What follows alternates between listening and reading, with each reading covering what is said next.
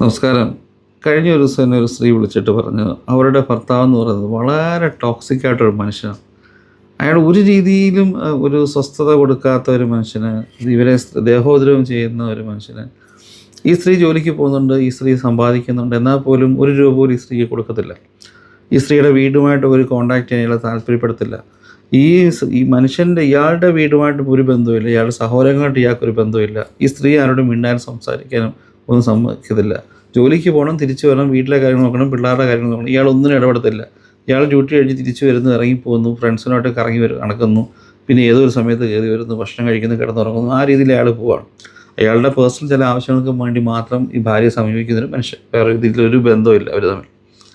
അങ്ങനെ ഇവർ സഹിക്കാൻ വയ്യാതെ ഈ സ്ത്രീ അവസാനം ഇവർക്ക് ഡിവോഴ്സ് വേണമെന്ന് പറഞ്ഞു. ഡിവോഴ്സ് വേണമെന്ന് പറയാൻ കാര്യം വെച്ച് കഴിഞ്ഞാൽ, പിള്ളേർ തന്നെ പറഞ്ഞു, നമുക്ക് ഈ അച്ഛനോട് ജീവിക്കണ്ട, നമുക്ക് എവിടെയെങ്കിലും വേറൊരിടത്ത് താമസിക്കാം, അമ്മയ്ക്ക് എന്തെങ്കിലും ശമ്പളം ഉണ്ടല്ലോ, ഈ അച്ഛൻ തന്നെ ചോട്ടെന്ന് പറഞ്ഞു.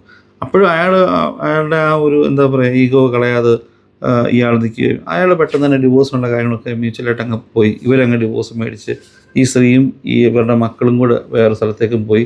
അയാൾ തന്നെ പഴയ ആ ഫ്ലാറ്റിൽ കഴിയുകയും ചെയ്തു.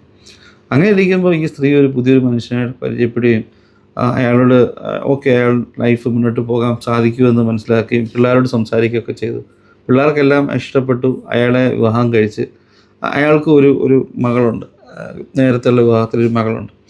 അങ്ങനെ അവർ സ്മൂത്തായിട്ട് തന്നെ പോകുന്നു. ഈ മനുഷ്യൻ ആദ്യമൊക്കെ കുറേ ഇങ്ങനെ നിന്ന് പറഞ്ഞാലും ഇയാൾ കുറച്ച് കഴിഞ്ഞപ്പോഴത്തേക്ക് ഈ ഏകാന്തതയിലേക്ക് അങ്ങ് പോയി. കാര്യം പണ്ട് വീട്ടിൽ കയറി വരുമ്പോൾ ഭാര്യയും മക്കളും ഒക്കെ ഉണ്ട്, മിണ്ടാട്ടമൊന്നുമില്ലെന്ന് പറഞ്ഞാലും ഒരു വീട്ടിലകത്തൊരു അനക്കം ഉണ്ടായിരുന്നു.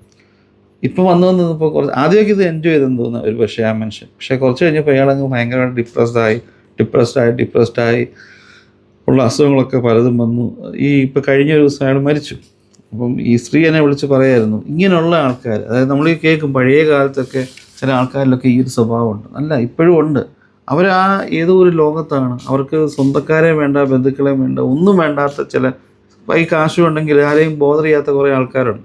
പക്ഷെ അങ്ങനെ പോകുമ്പോൾ എന്താ സംഭവിക്കുന്നത്, നഷ്ടം ഒരു സമയം കഴിയുമ്പോൾ നമുക്ക് മാത്രമായിരിക്കും. നമ്മളിലും അങ്ങനെ ആൾക്കാരുണ്ടോ എന്നുണ്ടെങ്കിൽ തിരിച്ച് ചിന്തിക്കേണ്ട സമയം കഴിഞ്ഞു.